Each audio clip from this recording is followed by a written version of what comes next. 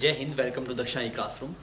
बच्चों, आज हम शुरू करेंगे साउंड का लेक्चर 2 और लेक्चर 1 में हमने बहुत ही बेसिक बातें की थी साउंड के बारे में और हमने देखा भी साउंड जब प्रोपेगेट करता है तो उसमें कॉम्प्रेशन और रेयरफेक्शन मूव करते हैं। जैसे मान लीजिए स्ट्रिंग वेव के अंदर भी एक लूप मूव करता हुआ दिखाई देता था, वैसे अगर आप साउंड में देखें तो आपको कॉम्प्रेशन और रेयरफेक्शन की पल्स मूव करती हुई आपको दिखाई देगी और हमने उसका एनिमेशन भी लास्ट लेक्चर में देखा था। अगर उसका आपको वो अभी विजुलाइज नहीं हुआ है तो पहले आपको उसको विजुलाइज करना चाहिए भी किस तरीके से साउंड वेव प्रोपेगेट कर रही है। तो एक बार आप वीडियोस वगैरह या फिर यूट्यूब पे आप और सर्च करके तो देख सकते हैं, पहले वो दिखना जरूरी है, तभी आप आगे चीज़ों को थोड़ा समझ पाएंगे। तो बेसिक तो हमें समझ में आ गया भी ठीक है, उसमें कंप्रेशन रहता है, रेयरफेक्शन रहता है और वो मूव करते हैं। और हमने क्या देखा था, दो कंप्रेशन के बीच में जो दूरी थी वो कितनी थी, दो कॉन्सिक्यूटिव कंप्रेशन के बीच में दूरी थी लैम्डा। और अगर आप पूछे कंप्रेशन और रेयरफेक्शन के बीच में दैट इज लैम्डा/2, दो रेयरफेक्शन के बीच में दैट इज लैम्डा। ऐसे हमने यहाँ पे वेवलेंथ भी हमने डिफाइन कर लिया था। यार अभी हम बात करेंगे इक्वेशन ऑफ साउंड वेव की। इक्वेशन ऑफ साउंड वेव को कैसे लिखा जा सकता है, कैसे उसे पढ़ेंगे हम, तो ये हम उसी पे चर्चा करते हैं। सबसे पहले अभी हमारा टॉपिक रहेगा equation of sound wave. Equation of sound wave मैं चाहूंगा अगर आपको अभी तक साउंड वेव विजुलाइज नहीं हुआ है तो एक बार आपको यूट्यूब वगैरह पे जाके एनिमेशन वगैरह देख लेने चाहिए। अगर आपको विजुलाइज हो गया, मैंने भी कुछ एनिमेशन आपको दिखाए थे, आई होप आपको वहां से चमक गया होगा। फिर भी अगर नहीं चमका तो बच्चों पहले वो देखना जरूरी है। अगर आपको वो दिखेगा थोड़ा आसानी से आपको चीजें समझ में आ जाएगी।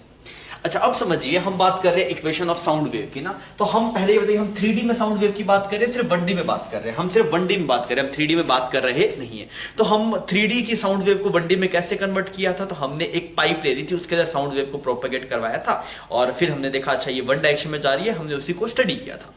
थोड़ा सा बात को समझते हैं। अगर मान लीजिए मैं ये बोलूं यहाँ पे ऐसे एक एयर कॉलम है आपके पास में ना, एक ऐसे पाइप है उसमें एयर है आपके पास में, ठीक है, तो इसको एयर कॉलम बोल सकते हैं ऐसे। ठीक है, यहाँ पे मान लीजिए जैसे बहुत सारे एयर के पार्टिकल्स हैं आपके पास, ऐसे बहुत सारे एयर के पार्टिकल हैं। अगर मैं मान लूं यार ये वाला पॉइंट आपके पास में ऐसे ओरिजिन है आपके पास में, दिस पॉइंट इज ओरिजिन। ठीक है, अब मैं आपसे पूछूं अगर कोई एक पार्टिकल है यहां से ऐसे कुछ x दूरी के ऊपर, यहां से कुछ x दूरी के ऊपर पार्टिकल है, तो यार ये पार्टिकल कैसा मोशन कर रहा होगा, क्या ऊपर नीचे जा रहा होगा क्या? अगर आप देखें इस वाले पार्टिकल को, ये स्पेसिफिक पार्टिकल कैसा मोशन कर रहा है, ये ऊपर नीचे जा रहा है या सिर्फ आगे पीछे मूव कर रहा है? तो ऊपर नीचे नहीं जा रहा, बिकॉज साउंड कैसी वेव है, लॉन्गिट्यूडनल वेव है। तो ये वाला जो पार्टिकल आपके पास में होगा ये सिर्फ ऐसे मोशन कर रहा है, ऐसे ऐसे ऐसे वाइब्रेट कर रहा है आपके पास में, कभी इधर जाता है कभी इधर, ऐसे ऐसे ऑसिलेट कर रहा है, इधर इधर इधर इधर ऐसे ऐसे ऑसिलेट कर रहा है। अगर मैं बोलूं कि यहाँ पे आपके पास में एम्पलीट्यूड, अगर मैं बोलूं इस वाले पॉइंट का नाम कुछ रख देता हूं पॉइंट ओ, इसने ओ नाम नहीं रखते, ओ तो रखा हुआ है, इसका नाम कुछ ए रख देते हैं ना, नहीं ए भी नहीं रखते, ए एम्पलीट्यूड की तरह कंफ्यूज करेगा हमें, तो इसका नाम हम कुछ एक्स तो रखा हुआ है, क्या नाम रखा जाए इसका? नाम में बहुत उलझन हो रही है यार, तो हम इसका कुछ भी एक नाम रख लेते हैं। इसका नाम कुछ डी मान लिया आपने ना, इस पॉइंट का नाम क्या है आपके पास में? डी। ठीक है, ठीक है जी यार, इस पॉइंट का नाम आपके पास में डी है, तो हमने क्या बोला, ये पॉइंट का नाम है ना, पॉइंट नेम क्या है आपके पास में? डी है, पॉइंट का नेम आपके पास में डी रखा है हमने। अब अगर मैं आपसे पूछूं कि इस डी पॉइंट की मीन पोजीशन क्या है, इस डी पॉइंट की मीन पोजीशन वो पोजीशन जहां पे वो पहले से पड़ा है, जब कोई डिस्टर्बेंस नहीं है तो वो उसकी मीन पोजीशन है। तो अगर मैं पूछूं मीन पोजीशन क्या है आपके पास, mean position of point D, mean position of point D, तो वो मेरे पास एक्स है, इनिशियल पोजीशन इसकी एक्स है। समझ में आ गई बात? ठीक है जी। अब अगर मैं पूछूं कि यार ये जो पॉइंट डी है, ये जो पॉइंट डी है वो कितनी डिस्टेंस में मतलब ऑसिलेट करेगा, तो कौन कौन सी पोजीशन हो सकती है? तो अगर मैं बोलूं range of position, range of position when point D start oscillate,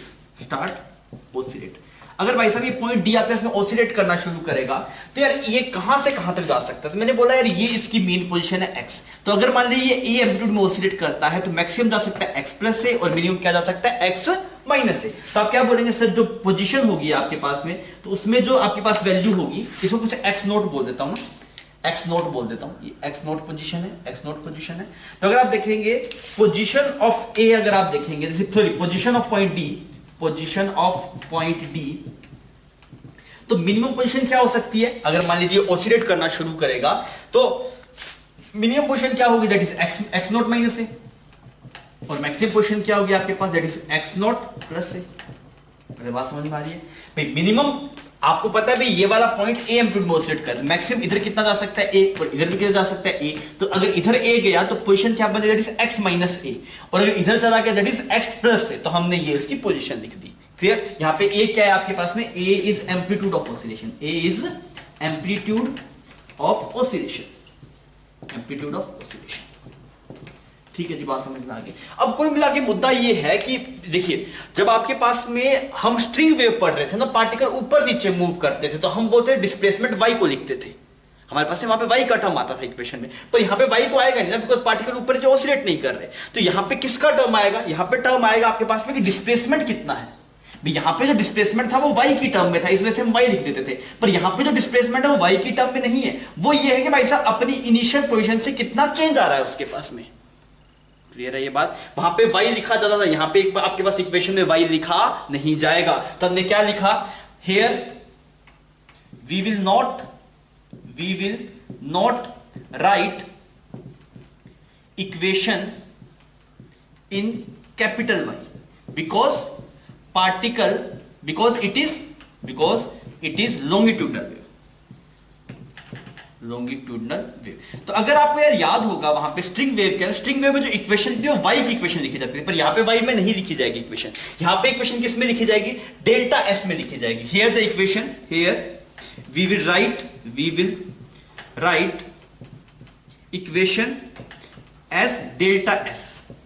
वहां पे क्योंकि हम देखिए वहां पे भी आपने डिस्प्लेसमेंट फ्रॉम मीन पोजीशन लिखा, यहाँ पे भी डिस्प्लेसमेंट फ्रॉम मीन पोजीशन लिखा। यहाँ पे जो डिस्प्लेसमेंट फ्रॉम मीन पोजीशन था वो y की टर्म में था, बिकॉज़ पार्टिकल ऊपर जा रहा था। यहाँ पे displacement from mean position y की टर्म में नहीं होगा, वो डेल्टा s की टर्म में कुछ लिखा जाएगा। मेरी बात समझ में आ गई? कोई दिक्कत नहीं है? ठीक है। तो यहाँ पे मान लीजिए ये ऐसे ट्यूनिंग फोक था आपके पास में, यहाँ पे से ट्यूनिंग फोक था आपके पास x इज इक्वल टू 0 पे। तो अगर मैं बोलूं इक्वेशन ऑफ ट्यूनिंग फोक क्या लिखी जाएगी, इक्वेशन में ट्यूनिंग फोक कहां पे रखा गया है, x इज इक्वल टू 0 पे। पोजीशन ऑफ ट्यूनिंग फोक क्या है, पोजीशन ऑफ ट्यूनिंग फोक कितनी है आपके पास, दैट इज ओरिजिन 0,0, ये आपके पास पोजीशन है। तो अगर आप बोलेंगे that is equation of tuning फोक, तो वो डिस्प्लेसमेंट लिख दिया ट्यूनिंग फोक का। डिस्प्लेसमेंट मतलब इधर इधर ऐसे कितना मूव कर रहा है, वैसे ऐसे ऑसिलेट कितना कर रहा है। तो वो कुछ ऐसा है, delta s is equal to delta s naught sine omega t, ऐसी कुछ इक्वेशन आएगी। बिकॉज अगर आप देखेंगे ट्यूनिंग फोक के एक प्रोंग को देखेंगे तो वो प्रोंग सिर्फ ऐसे ऐसे ऐसे ऐसे ऑसिलेट कर रहा है, तो ऐसे मोशन कर रहा है, ऐसे ऐसे ऑसिलेट कर रहा है आपके पास, ऐसे ऐसे एक प्रोंग की अगर आप इक्वेशन लिखेंगे तो क्या हो रहा है, उसकी जो डिस्प्लेसमेंट फ्रॉम मीन पोजीशन है वो उसका एम्पलीट्यूड मान लिया a, मतलब मीन पोजीशन से मैक्सिमम इधर किधर जाता है a जाता है, ठीक है, और इधर भी आपके पास में a जा रहा होगा, तो इसकी इक्वेशन कुछ एसएचएम की फॉर्म में आएगी, ऐसी फॉर्म में आएगी।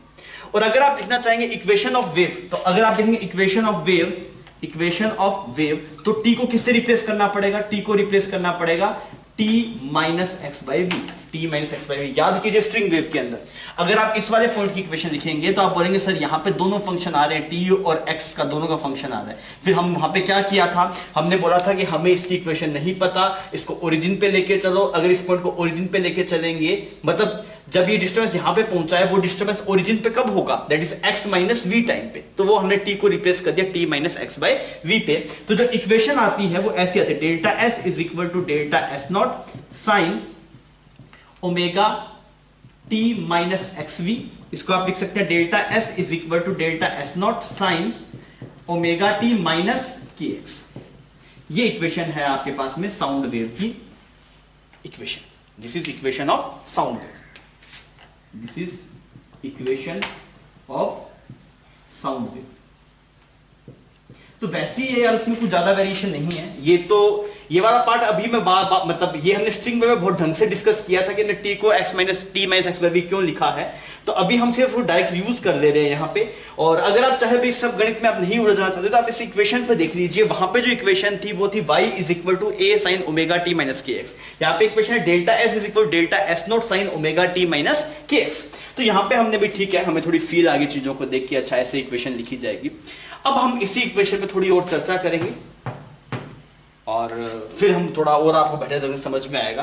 पर आपको एक बात समझ में आनी चाहिए, अब की बार जो ये डेल्टा s है वो क्या है, displacement from mean position. Delta s क्या बता रहा है बच्चों, डिस्प्लेसमेंट फ्रॉम मीन पोजीशन। पहले यहाँ पे y था, that is displacement from mean position y direction. ये है displacement from mean position in x direction, क्योंकि पार्टिकल ऐसे ऐसे ऑसिलेट कर रहा है। क्लियर? अच्छा डेल्टा एस नोट क्या हो जाएगा? डेल्टा एस नोट हो जाएगा एम्पलीट्यूड। डेल्टा एस नोट क्या हो जाएगा आपके पास? एम्पलीट्यूड। तो ये सब मैं बातें लिखवाता हूं, पहले आप इतनी कहानी छाप लीजिए, फिर अपने आगे बढ़ते हैं इसी इक्वेशन पे थोड़ी और चर्चा करते हैं। बच्चों जो अभी लास्ट इक्वेशन हमारे पास में आई थी वो कुछ ऐसा था ना, delta S is equal to delta s naught sine omega T minus के एक्स, ऐसी कुछ इक्वेशन आपके पास में आई थी। अगर आप स्टैंडर्ड इक्वेशन लिखना चाहें तो आप चाहे फाइव भी ऐड कर सकते हैं, उसमें अगर इनिशियल फेज होगा तो कुछ ऐसा बन जाएगा आपके पास, ठीक है? अच्छा इसमें अगर आप डेल्टा एस नोट देखेंगे, डेल्टा एस नोट, तो डेल्टा एस नोट क्या हो गया? Amplitude, amplitude of oscillation, amplitude of oscillation, ठीक? डेल्टा एस क्या बता रहा है? डेल्टा एस ये बता रहा है displacement from mean position, displacement of particle, displacement of particle from mean position. और कौन सी डायरेक्शन में डिस्प्लेसमेंट हो रहा है आपकी बार पार्टिकल का? वो अब की बार जो डिस्प्लेसमेंट है, यहां पे आप अपनी मतलब खुद समझने के लिए ये बात लिख सकते हैं कि अब की बार जो डिस्प्लेसमेंट है वो वेव के डायरेक्शन में ही है, बिकॉज वेव कैसे लॉन्गिट्यूडनल है। इससे पहले जो डिस्प्लेसमेंट था वो परपेंडिकुलर डायरेक्शन में था, इसलिए यहाँ पे वाई था। अब के यहाँ पे वाई नहीं लिख सकते ना, अगर आप वाई लिखते तो दिक्कत हो जाता है आपकी, फिर आप बता रहे डिस्प्लेसमेंट ऊपर की तरफ है, नहीं है ना ऊपर की तरफ डिस्प्लेसमेंट। अब क्या डिस्प्लेसमेंट जिस डायरेक्शन में वेव जा रही है उसी डायरेक्शन में, इस वजह से मैंने डेल्टा एस लिखा है, क्लियर? तो अब की बार आपको समझ में आ गया डिस्प्लेसमेंट किस तरफ है, displacement in longitudinal wave, in longitudinal wave, in longitudinal wave displacement is in direction of wave। देखिए आज वाला लेक्चर थोड़ा सा आपके पास मैथमेटिकल रहेगा ना, हम सारी चीजों को बात करेंगे, प्रेशर वेव, डिस्प्लेसमेंट वेव। अभी तो हम ये डिस्प्लेसमेंट लिख रहे हैं ना पार्टिकल की, डिस्प्लेसमेंट वेव है। प्रेशर वेव कैसे लिखते हैं हम उस पर बात करेंगे, डेंसिटी वेव कैसे लिखते हैं उस पर बात करेंगे। थोड़ा सा लेक्चर आज का मैथमेटिकल रहेगा आपके पास में, पर ज्यादा चीजें इससे पूछता नहीं है तो ज्यादा दिक्कत नहीं होगी आपको। और मैं बता दूंगा क्या क्या चीजों पर आपको खास ध्यान देना है, बाकी आपको समझने के लिए है कि आपको वेव थोड़ी विजुअलाइज हो जाए। जो खास चीजों पर ध्यान देना होगा वो लास्ट में एक बार लेक्चर की मैं आपको बता दूंगा, ठीक है? तो ये आपके पास में इक्वेशन आ गई, ठीक है जी। अगर आप यहां बात करेंगे ओमेगा, तो ये वही ओमेगा था जो स्ट्रिंग वेव में आपके पास में था। तो क्या लिखते थे हम ओमेगा को? ओमेगा को लिखते हैं एंगुलर फ्रीक्वेंसी। ओमेगा क्या लिखते थे बच्चों? एंगुलर फ्रीक्वेंसी, ठीक है जी। के क्या होता है आपके पास? के होता है वेव नंबर। के क्या होता है आपके पास? Wave number. अच्छा के का फॉर्मूला याद है? बिल्कुल याद है। के किसके बराबर आता है? ओमेगा बाई बी के बराबर आता है, 2 पाई बाई लैम्डा के बराबर आता है। और फाई क्या है आपके पास? फाई है initial phase, phi is initial phase, phi is initial phase. Clear है ये बात? ठीक है। तो यार ये चीज आपको चमकना चाहिए, खतरा करके इस बात को मेंशन करेंगे। ये डिस्प्लेसमेंट बता रहा है ना आपको, ये क्या बता रहा है बच्चों? Displacement from mean position. अब एक बात समझिए मेरी, मान लीजिए यहां पे ऐसे एक ट्यूब है और इस ट्यूब में ऐसे बहुत सारे एयर पार्टिकल, मान लेता हूं मैं, यहां पे ऐसे ट्यूब है, उस ट्यूब में ऐसे बहुत सारे एयर पार्टिकल है आपके पास, बहुत सारे एयर पार्टिकल है, ठीक है? और ये वाला पॉइंट आपके पास में ओरिजिन है, दिस पॉइंट इज ओरिजिन, यहां पे ऐसे मान लिया दिस पॉइंट इज ओरिजिन, ठीक है? अगर आप पूछो यार किसी एक पार्टिकल है जो x दूरी पे है, एक पार्टिकल है जो x दूरी पे है, तो अगर मैं लिखूं position of particle, position of particle as a function of x and t, भाई किसी पार्टिकल की पोजीशन लिखनी होगी तो वो क्या लिखी जाएगी? सर ये वाली पोजीशन लिख दो। भाई ये पोजीशन नहीं है, ये क्या है भाई साहब? Displacement from mean position. ये आपको क्या बता रहा है कि अगर आप जैसे यहां पे डेल्टा एस की वैल्यू 1 mm आ गई, इसका मतलब क्या है? इसकी जो इनिशियल पोजीशन थी, मान लीजिए वो ये थी, उससे वो कितना mm आगे है? 1 mm आगे चला गया या फिर 1 mm पीछे चला गया।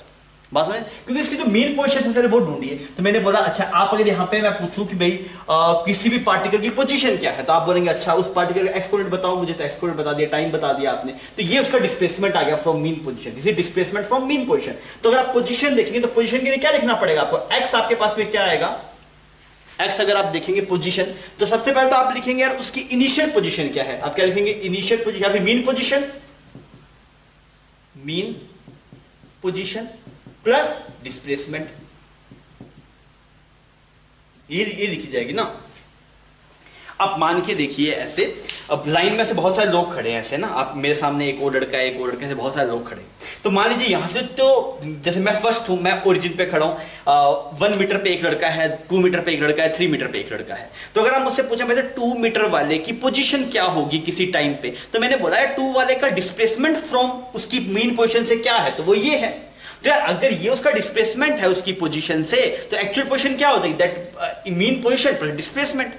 जैसे मान लीजिए मैं यहां पे खड़ा था और मेरा कोऑर्डिनेट है x इज इक्वल टू 3, मेरा कोऑर्डिनेट कितना x इज इक्वल टू 3। अब आपको पता है मेरा डिस्प्लेसमेंट प्लस 1 mm है, तो आपको क्या बोलेगा, मैं अपनी मीन पोजीशन से 1 mm आगे चला गया, तो मेरी एक्चुअल पोजीशन क्या बनेगी, मेरी मीन पोजीशन प्लस मेरा मीन पोजीशन से डिस्प्लेसमेंट। सही बात है ना। अगर मान लीजिए कोई particle x is equal to 2 metre के ऊपर और पता है कि आपको कि ये उसकी मीन पोजीशन है, अब वो अपनी मीन पोजीशन से 0.1 मीटर आगे चला गया, तो अब उसकी एक्चुअल पोजीशन क्या होगी, मीन पोजीशन थोड़ी होगी, अब एक्चुअल पोजीशन होगी मीन पोजीशन प्लस डिस्प्लेसमेंट।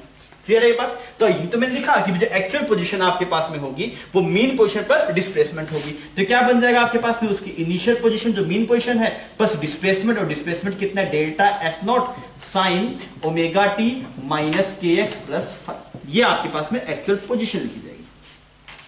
तो दुनिया को क्या लगता है, दुनिया को ऐसे लगता है भाई साहब कि ये पोजीशन है, ये पोजीशन है जैसे डिस्प्लेसमेंट फ्रॉम मीन पोजीशन। कोई दिक्कत नहीं है, कहानी समझ में आ गई। तो ये वाली बात अच्छी बात है, ये आपको चमकना चाहिए, ये अच्छी बात है, शानदार बात है। इसमें लोगों को कंफ्यूजन रहता है, तो आपको ये बात क्रिस्टल क्लियर होनी चाहिए। ठीक है। तो अभी मान लीजिए कोई मुझसे ऐसे बोले कि एक पार्टिकल है जिसकी पोजीशन आपके पास में कुछ 5 मीटर है, जिसकी पोजीशन कितनी है, 5 मीटर है। तो बताइए t is equal to 3 metre पे, t is equal to 3 second में उसकी पोजीशन क्या होगी। तो आप यहाँ पे ये t की वैल्यू पुट करेंगे, x की वैल्यू पुट करेंगे, तो यहाँ से क्या है, डिस्प्लेसमेंट आएगा, फिर उसकी इनिशियल पोजीशन, उसमें आप ऐड या सब्ट्रैक्ट करेंगे तो बात बन जाएगी। क्लियर है। तो ये वाली बात आपको अपनी भाषा में लिखनी चाहिए क्या, कि यहां पे जो डेल्टा एस है वो पोजीशन नहीं देता, डेल्टा एस क्या देता है, डिस्प्लेसमेंट फ्रॉम मीन पोजीशन। अगर पोजीशन निकालनी होगी तो मीन पोजीशन में डिस्प्लेसमेंट क्या करना पड़ेगा, ऐड या सब्ट्रैक्ट करना पड़ेगा। डन। ठीक है। तो आप इसको छाप लीजिए। फिर मैंने जो अभी लास्ट में जो आपको बात बता रहा था उसका थोड़ा सवाल करवा देता हूं, तो आपको शायद थोड़ी बेटर क्लियरिटी आ जाए। ठीक है। अभी हम थोड़े सवाल की तरफ बढ़े हैं और आपके पास में एक इक्वेशन है, delta S is equal to 10 mm sine 40 minus 5x। तो यार ऐसी ही इक्वेशन वैसे आपके पास स्ट्रिंग वेव में थी, वो ज़्यादा कोई डिफर नहीं थी आपके पास में, सेम वही प्रोसीजर है। मान लीजिए आपसे कोई पूछे वेव वेलोसिटी, वेव लेंथ कितनी थी, direction of motion of wave, जो वहां पे जो सब तरीके थे सेम वही तरीके हैं, बस एक ही चीज डिफर है, वहां पे जो डिस्प्लेसमेंट था वो परपेंडिकुलर डायरेक्शन में था, यहाँ पे जो डिस्प्लेसमेंट है वो डायरेक्शन ऑफ मोशन की वेव, मतलब जिस डायरेक्शन में वेव ट्रेवल कर रही है उसी डायरेक्शन के अलोंग आएगा आपके पास, बस इतना सा डिफरेंट है। वहां पे वाई था, यहाँ पे बिकॉज डिस्प्लेसमेंट परपेंडिकुलर था, आपके पास यहाँ पे डेल्टा एस है, मतलब डेल्टा एस मतलब that is displacement from mean position, वो शो करना, बाकी सब चीजें सेम रहेगी। कुछ भी सवाल हो, wave velocity, direction of propagation, वो वेव लेंथ, ये सब जैसे पुराने वाले में होती है सेम का सेम यहाँ पे डिट्टो हम सोल्व करेंगे। ठीक है बच्चों। तो ये सवाल आपके सामने है, आप मुझे ये चारों पार्ट इसके सोल्व करके बताइए।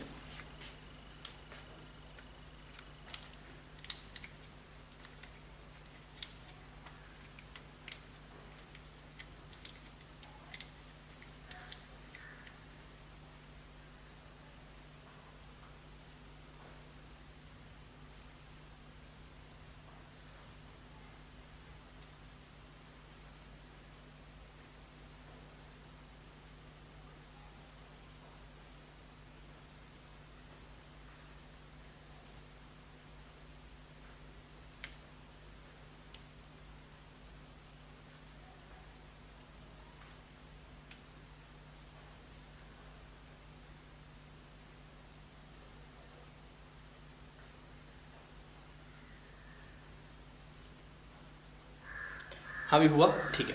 तो मैंने बोला यार इसमें अगर आप देखेंगे तो वैसे जो बेसिक इक्वेशन थी वो क्या होती है, वो होती है delta S is equal to delta s naught sine omega T minus के एक्स प्लस 5। ये जनरल इक्वेशन है, आप इसको याद रख लीजिए। ठीक है। अगर मान लीजिए मैं यहाँ पूछूं यार ओमेगा वाला टर्म क्या है, यहाँ पे ये ओमेगा था, यहाँ पे ओमेगा की जगह क्या है 4 है, तो ओमेगा की जगह आपने लिख दिया 4। ठीक है। अगर मैं यहाँ पे बोलूँ अच्छा ये के था, तो के की जगह कितना आपके पास 5, तो के की जगह कितना आपके पास 5। फिर आप क्या लिखेंगे, k इज इक्वल टू क्या हो जाएगा ओमेगा बाई वी, तो v का एक्सप्रेशन जो आएगा that is k by that is omega by k that is 4/5, कितना आपके पास 0.8 मीटर पर सेकंड, 0.8 मीटर पर सेकंड। देख लीजिए एक बार, तो v आ गया आपके पास में ओमेगा बाई k, तो कुछ ऐसा एक्सप्रेशन आ गया, तो ये वेव वेलोसिटी आ गई, इसका जवाब क्या आ गया 0.8 मीटर पर सेकंड। फिर आपसे पूछा गया direction of propagation of wave. अब सुनिए, direction of propagation of wave वैसे ही निकालेंगे जैसे हम पहले करते थे। तो ये क्या होगा, similar concept, similar to string wave, similar to string wave. अच्छा, स्ट्रिंग वेव वाले में क्या था, स्ट्रिंग वेव वाले में ये था if ax and bt have same sign, have same sign, तब क्या होता था मुझे बता सकते हैं? अगर दोनों के साइन सेम होते तो कौन सी डायरेक्शन में जाती थी वेव? तो वेव वेलोसिटी किस तरफ आती थी? वेव वेलोसिटी किस तरफ आती थी आपके पास? That is negative x। Clear? Similar अगर आप बात करेंगे, if ax and bt are in opposite direction, are in opposite direction, तो हम क्या बोलते थे? वेव वेलोसिटी किस तरफ आएगा आपके पास? वेव वेलोसिटी पॉजिटिव एक्स में। ये बातें पुरानी बातें हैं ना, ये बातें हमने स्ट्रिंग वेव के अंदर बहुत ढंग से करी थी। तो सेम कंसेप्ट यहां पे यार आपके पास में। अब देखिए, आपके पास में ax और bt का जो साइन है वो डिफरेंट है आपके पास में, और अगर ax और bt का साइन डिफरेंट होता है तो वेव कौन सी डायरेक्शन प्रोपेगेट करेगी? In positive x direction, positive x direction. ये आपके पास इसका आंसर हो गया। सही, तो इसका जवाब भी मिल गया, इसका जवाब भी मिल गया। अब बात करते हैं भाई साहब वेवलेंथ की। तो अगर आप वेवलेंथ की बात करें तो के पता है, के किसके बराबर होता है? के होता है 2 पाई बाय लैम्डा के बराबर। तो लैम्डा आपके पास में आ गया बच्चों 2 पाई बाय 5, 2 पाई बाय 5। तो यहां से लैम्डा मिल गया 2 पाई बाय 5 मीटर। यहां पे वैसे होना चाहिए x in metre and t in second.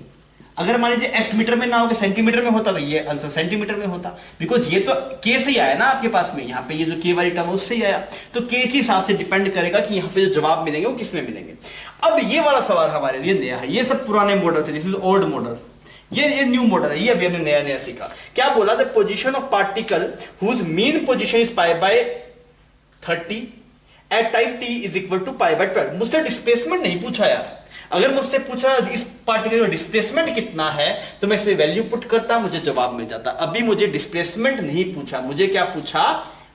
Position पूछ ली। तो मैं कैसे करूंगा? हम लास्ट वाला सवाल कर रहे हैं जो कि हमारे लिए नया है, फोर्थ अगर आप देखेंगे तो मैंने बोला डेल्टा एस जो आपके पास में है, delta S is equal to 10 mm sine omega T minus के एक्स। किसी ने मुझे बोला ये डेल्टा एस से पोजीशन मिलता है, गलत बात। इससे क्या मिलता है बच्चों? डिस्प्लेसमेंट मिलता है। अच्छा, इसकी वैल्यू पुट करते हैं, delta S is equal to 10 mm sine omega तो हमें पता है 4, और टी की जगह मतलब ये एक्सप्रेशन ऐसे लिखते हैं 40 माइनस 5x, ऐसा ही आपके पास। अच्छा, अब टाइम की वैल्यू पुट करता हूं। टाइम कितना भी पाई बाय 12, तो मैंने यहाँ पे टाइम पुट कर दिया पाई बाय 12 माइनस 5 रखा, 5 ठीक है जी। अच्छा, x की वैल्यू कितनी है? x है पाई बाय 30, पाई बाय 30 ऐसे बन गया आपके पास। तो ये कितना है बच्चों? तो कितना है आपके पास? Delta s is equal to 10 mm sine pi by 3 minus pi by 6। सही है। अच्छा यार, ये sine pi by 3 minus pi by 6 कितना बना? पाई बाय 3 होता है 60, पाई बाय 6 होता है 30, तो 30 डिग्री बन गया ना आपके पास। ये क्या बन गया? This is 10 mm sine, this is 10 mm sine pi by 6, तो ये बन जाएगा 5 mm। इसका मतलब this is displacement from mean position, this is not position, this is displacement from mean position. अगर आप ये चाहेंगे position of particle, position of particle, तो वो क्या आएगा बच्चों? This is mean position plus displacement. तो मीन पोजीशन कितनी थी आपके पास? है पाई बाय 30 प्लस डिस्प्लेसमेंट 5 mm। ये आपके पास मीटर में था तो ये mm में ऐसा आएगा। तो ये जवाब क्या बन जाएगा? जवाब देखें, this will be like this 5 divide by 1000। ये आपके पास में आंसर होगा। This is answer. कर पा रहे हैं? कोई दिक्कत नहीं है। तो जब ऐसे मान लीजिए इसमें कोई भी ऐसा सवाल आ जाए, इनिशियल फेज बताइए, वो बताइए, तो वो सब जैसे पुराने सवालों में करते थे वैसे ही डिट्टो करना है, इसमें कोई खास बदलाव नहीं है। ठीक है बच्चों, क्लियर है पिक्चर? ठीक है, छाप लीजिए।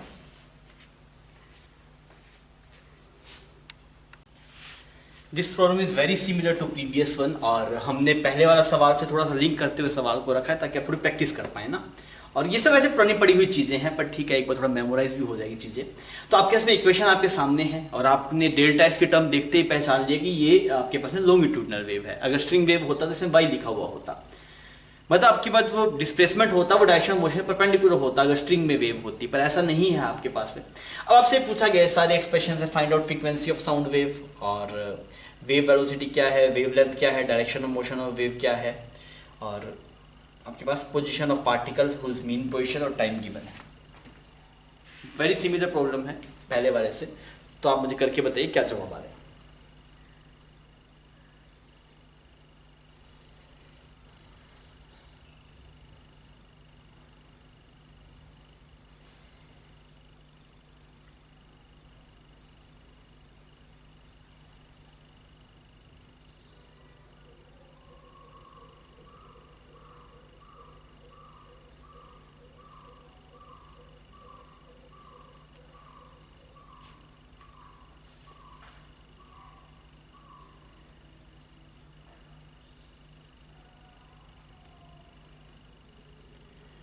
अभी हुआ, आइए अब अपने इस पर थोड़ी चर्चा कर लेते हैं।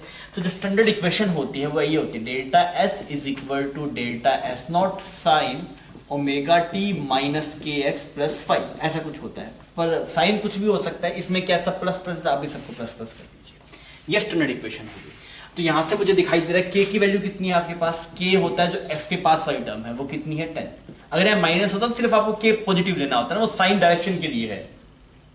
ओमेगा की वैल्यू कितनी है आपके पास 4।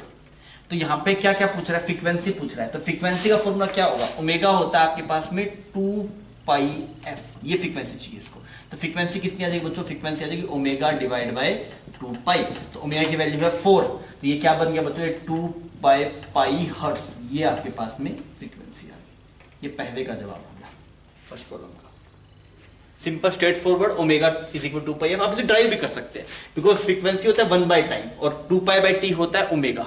2 पाई बाई टी होता है ओमेगा और 1 बाई टी को बोलते हैं एफ, इस वजह से एफ रख रखा है। तो ऐसा नहीं है फॉर्मूला याद नहीं होगा तो कैसे बात बनेगी, ये तो पता है ना, omega is equal 2 pi by T होता है और 1 बाई टी फ्रीक्वेंसी होता है। तो ये फ्रीक्वेंसी ओमेगा को बोलते हैं एंगुलर फ्रीक्वेंसी ना, ओमेगा क्या आपके पास एंगुलर फ्रीक्वेंसी। फिर पूछा गया वेव वेलोसिटी, तो वेव वेलोसिटी क्या होगा, k is equal to omega by v होता है आपके पास में। तो यहाँ पे लिखा हुआ होना चाहिए, मैंने बोल जैसे x इन मीटर बोल दिया आपको और t इन सेकंड। अगर होता है x इन सेंटीमीटर तो यहाँ पे फिर जो आंसर आता है सेंटीमीटर पर सेकंड में आता ना। तो k की वैल्यू आपके पास में 10 है, तो v की वैल्यू कितनी है, v आ गया omega by k, omega by k। तो ओमेगा की वैल्यू 4, दिस इज 10, तो खूबसूरत वैल्यू दैट 0.4 मीटर पर सेकंड, मतलब वेव स्पीड से आगे प्रोपेगेट कर रही है। वेवलेंथ पूछ लिया, तो वेवलेंथ भी बहुत आसान है, कैसे करूंगा मैं, ये सेकंड का जवाब हो गया आपके पास, ठीक है। थर्ड में अगर आप देखेंगे तो k क्या होता है आपके पास में 2 पाई बाई लैम्डा, तो लैम्डा आपके पास में आ गया 2 पाई बाई k, ठीक है जी। तो ये वैल्यू कितनी मिली, 0.2 पाई मीटर, तो ये आपके पास k वाला जवाब हो गया, ठीक है। फोर्थ देखते हैं, direction of motion of wave, वही सेम चीज यार। अगर आपके पास में ओमेगा टी और के एक्स का साइन सेम है, अगर आपके पास में ओमेगा टी और के एक्स का साइन सेम है तो वेव नेगेटिव एक्स में जाएगी। अब क्या क्या दोनों का साइन सेम है तो किस डायरेक्शन में जाएगी, नेगेटिव एक्स डायरेक्शन, इस वाले डायरेक्शन में वेव प्रोपेगेट करती है। फोर्थ का जवाब हो गया। फिफ्थ अच्छा है, अगेन हमसे बोला था position of particle whose mean position is this at time this. तो मैं सबसे डिस्प्लेसमेंट निकाला, तो डिस्प्लेसमेंट कितना है, delta S is equal to, equation थी 20 mm sine 10x plus 40 plus pi by 6, ऐसी इक्वेशन है। फिर x की वैल्यू पुट कर दीजिए, ओहो ये यहाँ पे थोड़ी गलती होगी, माफी चाहते हैं इसके लिए ना मुझे, यहाँ पाई आना चाहिए, sorry this is pi, this is my mistake, आप देख लीजिएगा, दिस विल बी पाई। अगर आप इसकी वजह से फंसे होंगे तो एक बार आप रुक के सवाल देख सकते हैं आगे, तो गलती से लिखा गया x, दिस विल बी पाई, ये करेक्शन किया है ना इसमें, दिस विल पहले x बाई 20 लिखा हुआ था गलती से, उसके लिए माफी चाहेंगे, होना चाहिए पाई बाई 20। तो यार अगर ये एक्सप्रेशन, तो वैल्यू पुट कर देता हूं, देखिए तो डिस्प्लेसमेंट आ गया, delta S is equal to 20 mm sine 10, x की वैल्यू कितनी है पाई बाई 20, तो पाई बाई 20 कर दिया आपने, प्लस 4, t की जगह कितना आएगा पाई बाई 8, यहाँ पाई बाई 8 कर दिया, और प्लस क्या आ गया बच्चों पाई बाई 6। तो यहाँ पे मार्क आउट शुरू किया तो ये पाई बाई 2 बना, ये भी पाई बाई 2 बना, तो पूरी इक्वेशन क्या बनी आपके पास, डेल्टा एस बना 20 mm sine pi by 2 plus pi by 2, पाई हो गया, पाई प्लस पाई बाई 6।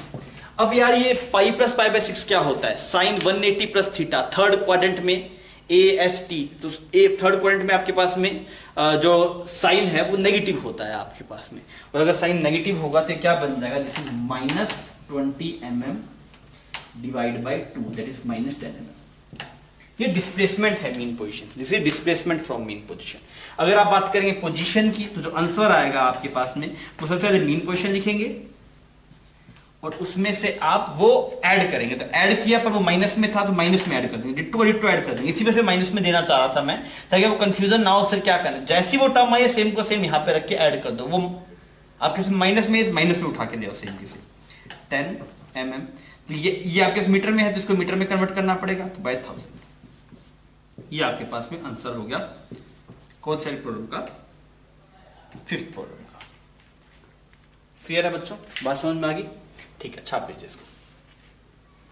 बच्चों हमने ये देख लिया कि डिस्प्लेसमेंट वाली वेव कैसी थी। वो डिस्प्लेसमेंट दिखा रहा था ना अभी तक जो भी हमने वेव पढ़ी, उसमें क्या था कि पार्टिकल और डिस्प्लेसमेंट मीन पोजीशन से कितना, तो हम डिस्प्लेसमेंट वेव हम पढ़ चुके थे।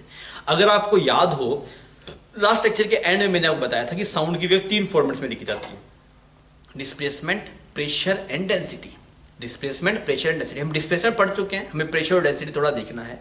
नीट में सवाल उससे रेयर पूछता है, मैंने बता दिया आपको कि इस बार लेक्चर में मैथमेटिकल चीज ज्यादा है, सवाल उससे कम पूछेगा। पर ठीक है, आपको अगर मतलब सीधे से उड़ा दिया तो फील नहीं आएगी टॉपिक की ना, तो थोड़ा फील आ जाएगा आपको, इस वजह से हम उसको कर रहे हैं और थोड़ा सा मैथ भी आपको थोड़ा ठीक हो जाएगा। तो यार हम अगर देखें साउंड वेव कितने फॉर्मेट्स में लिखी जाती है। Sound wave can be written in 3 format, तीन फॉर्मेट में आप लिख सकते हैं। सबसे पहले वाले कौन सा फॉर्मेट था, डिस्प्लेसमेंट वेव, वो हम पढ़ चुके हैं, उसमें कोई दिक्कत नहीं। डिस्प्लेसमेंट वेव की फॉर्म में लिख सकते हैं आप। वे साउंड वेव को आप 3 फॉर्मेट में लिख के दिखा सकते हैं। डिस्प्लेसमेंट वेव की फॉर्म में लिख के दिखा सकते हैं, प्रेशर वेव की फॉर्म में लिख के दिखा सकते हैं, प्रेशर वेव, और डेंसिटी वेव भी दिखा सकते हैं, डेंसिटी वेव। 3 फॉर्मेट में हम इसको लिख सकते हैं। सिर्फ प्रेशर डेंसिटी समझ में नहीं, डिस्प्लेसमेंट समझ में आ रहा है, पार्टिकल आगे पीछे मूव कर रहा है। अब आपको दिखाई दिया था जहां पे पार्टिकल्स की भीड़ है वहां पे प्रेशर क्या हो जाएगा, ज्यादा, बिकॉज छोटे से रीजन में बहुत सारे पार्टिकल्स जब आ जाएंगे तो प्रेशर ऑब्वियसली बढ़ जाएगा आपके पास। आप सोचिए एक कमरे में अभी एयर है, इसमें बहुत सारी एयर्स को और डाल दिया जाए तो प्रेशर ऑटोमेटिकली बढ़ेगा। और अगर आप बहुत सारे पार्टिकल्स को छोटी जगह पे लेंगे तो डेंसिटी बढ़ जाएगा। तो आप क्या कर सकते हैं, जो साउंड वेव है उसको 3 फॉर्म में लिख सकते हैं, डिस्प्लेसमेंट वेव के फॉर्म में, प्रेशर वेव के फॉर्म में और डेंसिटी वेव के फॉर्म में। ये वाला पार्ट हम कर चुके हैं, और ये दोनों पार्ट आपके पास पेंडिंग है। ये वाला पार्ट इंपॉर्टेंट है। प्रेशर वेव की फॉर्मेट में सबसे ज्यादा साउंड वेव को पढ़ा जाता है, डिस्प्लेसमेंट वेव में भी थोड़ा पढ़ा जाता है। तो ये डबल स्टार है, ये ट्रिपल स्टार है। प्रेशर वेव की फॉर्म में साउंड वेव को सबसे ज्यादा लिखा और देखा जाता है। आप अगर बुक्स में देखें सबसे ज्यादा प्रेशर वेव आपको दिखाई देगी, ये सबसे रेयरिस्टिक है, इसको सिंगल स्टार दे दें। तो इसकी भी फॉर्मेट, ये तो बहुत ही रेयर पूछा जाता है, पर हम इसका फॉर्मेट जरूर देखेंगे और वो इसके जैसा ही है, उसमें ज्यादा वेरिएशन नहीं है। तो आपको पहले समझ में आना चाहिए ऐसा क्यों हो रहा है। डिस्प्लेसमेंट समझ में आ रहा है, पार्टिकल आगे पीछे मूव कर रहा है तो हमें उसका डिस्प्लेसमेंट देखना पड़ेगा। फिर हमने देखा अच्छा पार्टिकल की जहां भीड़ होती है, जहां पार्टिकल्स की भीड़ होती है उसे क्या बोलते थे बच्चों, से कंप्रेशन बोलते थे। अच्छा जहां पे पार्टिकल्स की भीड़ होती है वहां पे कंप्रेशन, उसका नाम कंप्रेशन। और जहां पे कंप्रेशन वहां पे प्रेशर क्या ज्यादा, बिकॉज बहुत सारे पार्टिकल पास पास आ गए तो प्रेशर बढ़ जाएगा। सिमिलरली छोटे से रीजन में बहुत सारे पार्टिकल पास पास आ गए तो वहां पे डेंसिटी बढ़ जाएगी। तो कंप्रेशन में प्रेशर भी ज्यादा होता है और डेंसिटी भी ज्यादा होती है। रेयर फ्रैक्शन क्या था, रेयर फ्रैक्शन जहां पे पार्टिकल्स की कमी थी, जहां पे खालीपन था, और जहां पे खालीपन था जहां पार्टिकल की कमी थी वहां पे रेयर फ्रैक्शन है, तो प्रेशर भी क्या होगा आपके पास में, कम होगा, और डेंसिटी भी क्या होगी, कम होगी। तो डिस्प्लेसमेंट तो पोजीशन बताता है, पर इन दोनों का आपस में लिंक है, बिकॉज जहां पे प्रेशर ज्यादा होगा वहीं पे डेंसिटी ज्यादा होगी। समझ में आ रही है ये बात, ठीक है, ठीक। अब हम बात करेंगे नेक्स्ट जो हमारा टॉपिक रहेगा वो प्रेशर वेव के बारे में हम चर्चा करेंगे। पर प्रेशर वेव को पढ़ने से पहले आपको एक टर्म पढ़ना चाहिए जिसको हम बोलते हैं बल्क मॉडुलस। बल्क मॉडुलस ये आपने प्रॉपर्टीज में पढ़ा होगा, प्रॉपर्टीज में जहां पे यंग्स डबल, यहाँ पे यंग्स मॉडुलस पढ़ा होगा आपने, और शेयर मॉडुलस पढ़ा होगा, वहां बल्क मॉडुलस ही आपको पढ़ाया गया होगा। आपको मतलब याद है ना ये चैप्टर, आपको इलास्टिसिटी में हमने ये सब बातें की होगी। इलास्टिसिटी में आपने जिससे भी टीचर से पढ़ा होगा वहां पे आपने ये सब देखा होगा। तो इलास्टिसिटी में यंग्स मॉडुलस था, अभी हम बात कर रहे हैं वहां पे बल्क मॉडुलस भी था आपके पास में, और शेयर वाला भी था आपके पास में। और ये देखिए बल्क वाला और यंग्स से 3 थे ना, यंग्स, शेयर वाला और एक बल्क। यंग्स मॉडुलस, शेयर आपके पास में जो कांस्टेंट आता है वो वाला, और एक बल्क मॉडुलस। तो अभी हमें यहाँ पे बल्क मॉडुलस की बहुत जरूरत पड़ेगी। तो बल्क मॉडुलस होता क्या है, बल्क मॉडुलस को आप बोलते थे दैट इज वॉल्यूमेट्रिक